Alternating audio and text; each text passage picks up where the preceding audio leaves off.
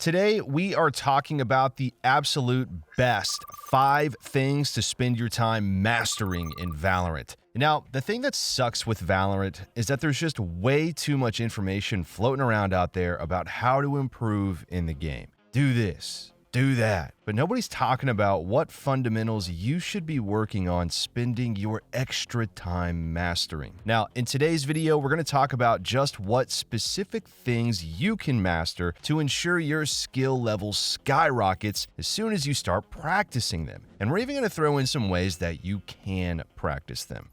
Air strafing is key to making you a good movement player and can get you out of some seriously sticky situations. Air strafing, it saved my life on so many occasions, and it's super helpful as it's so easy that once you master it, you do it without even thinking about it. And muscle memory seriously plays a part here in this movement mechanic.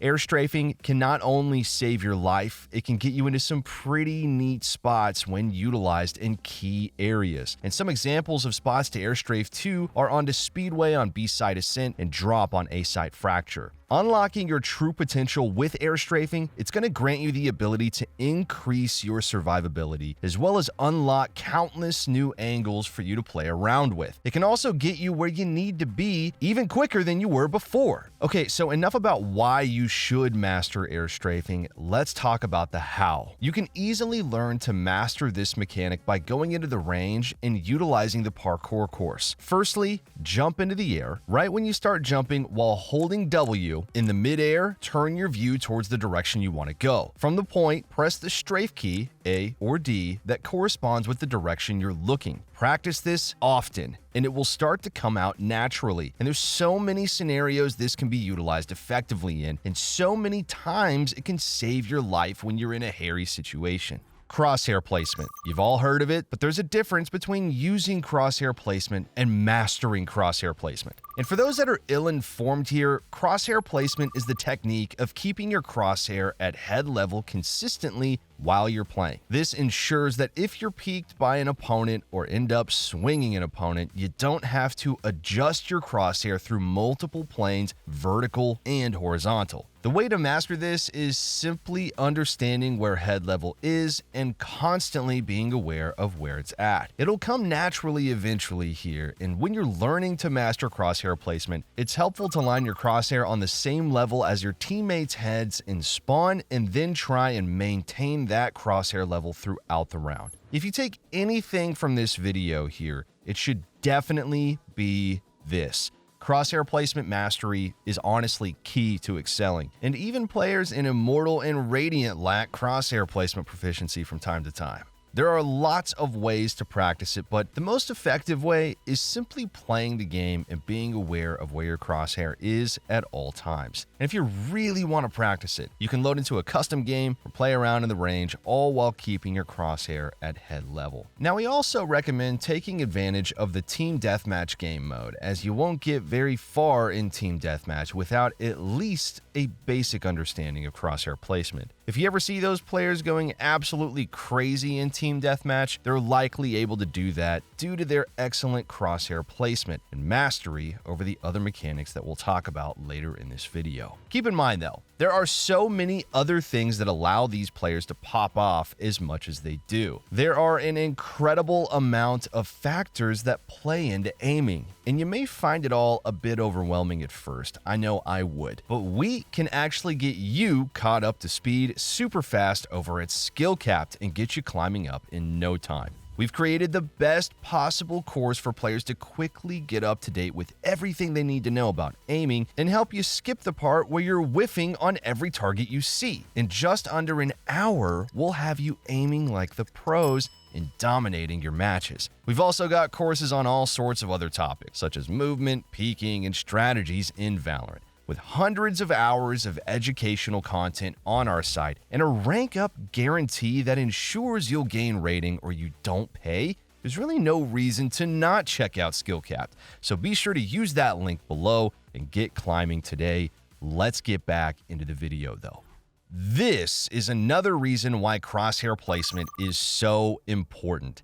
fast peeking. Fast peeking is, simply put, peeking the enemy very fast and giving them a very small amount of time to actually react to you. The difference between this and a normal peek? Well, generally, when you peek an angle normally, it could be to simply clear it or get info, or even just swinging an angle to look for a fight. Fast peeking is mainly used when you have information on where the enemy is, and should be used more than just a standard walking peek. The way you fast peek is by recognizing where the enemy player is at, using a combination of crosshair placement and map knowledge, and lining up through the wall near where the enemy player should be standing. Once you're ready to swing, hold the strafe key in the direction of the corridor you're going to peek, and by using this in tandem with crosshair placement, you're sure to make yourself very difficult for the player holding the angle to react to. Now, generally with a fast peek, against a player holding with a rifle, you should end up winning that fight. There are some pretty simple ways to practice this one, and the best one we found is by spawning static bots in the range and lining your crosshair up, unpeeking them behind a wall, and re-peeking with a fast peek and getting the kill. Utilizing the practice range to work on your fast peeking is one of the best ways you're going to learn how to do it properly, and a sense of understanding the movement that you need and where your crosshair will need to be, as well as the mental aspect of knowing where the enemy is behind the wall. Practice this one for sure. Even in deathmatch, you can practice almost all of these tips pretty effectively.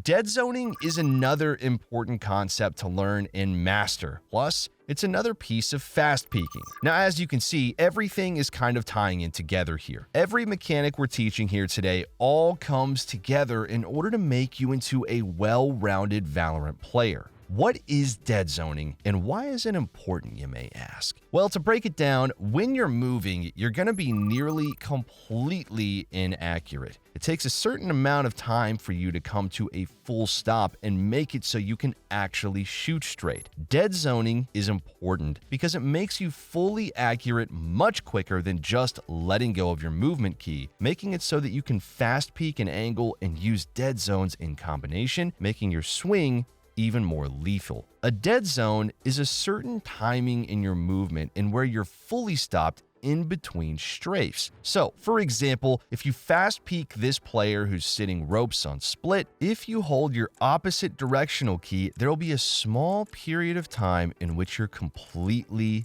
accurate. Now, to practice this one, head into either the practice range or deathmatch. If you already have a very solid grasp of dead zoning, practice doing this in deathmatch with every kill. Use only your strafe keys while moving to get kills. And if you're new to this mechanic, we really recommend hopping into the practice range so you can get a good feel for it. That way, you're gonna know you're practicing the dead zoning mechanic properly before you go into a deathmatch. We don't want to reinforce improper dead zoning by practicing it before you fully grasp this mechanic. Dead zoning is a crucial mechanic that every player needs to master in order to make their peeking get to the next level of good. And you could even combine dead zoning with our next mechanical fundamental: fast peek, dead zone, and burst firing. This is the order of operations you should try your best to remember in a basic fast swing. Burst firing is an essential tool in your toolkit of gunplay and should be utilized in tandem with dead zones. We all know about spraying. We all know about tapping. Both can be good in certain situations, so why burst fire? Tap firing is hard to do for a lot of players, and you have to be insanely accurate to hit tap shots. Not only that, it has random inaccuracy thanks to Riot being a little quirky with it. Also note that spraying is absolutely horrible at range and should honestly just not be utilized very often. Burst firing is a perfect in-between. You don't have to be nearly as accurate as tap shooting, plus if you miss due to bullet inaccuracy, at least you're shooting 3 to 4 instead of just one shot. Also, you don't have to worry about crazy RNG that's introduced into your weapon when you start spraying. So definitely, please master burst firing. It's very easy to get the hang of, and practicing moving, stopping yourself, and using your dead zone, shooting 3 to 4 bullets, then moving and repeating the process will have you on the road to burst fire mastery insanely fast. Now, once again, this can be utilized in deathmatch super well. The best way to learn proper burst firing is in a low-stress environment. Firstly, hop into the range, understand burst firing and the combination of this mechanic alongside dead zoning, and once you have a solid grasp, hop into deathmatch. In the deathmatch, your only worry should be utilizing the mechanics you're trying to learn properly. Mitigate the stress you're feeling while playing DM and competitive matches, and this is going to ensure your skill in burst firing will transfer well to your competitive matches. Now, when you're practicing any mechanics, your goal should never be to win the deathmatch or beat a score. Yes, you should push yourself while learning and practicing, but the goal is simply just that, learning and practicing, so you can then transfer that into a competitive win or to break through a skill ceiling you were previously stuck at.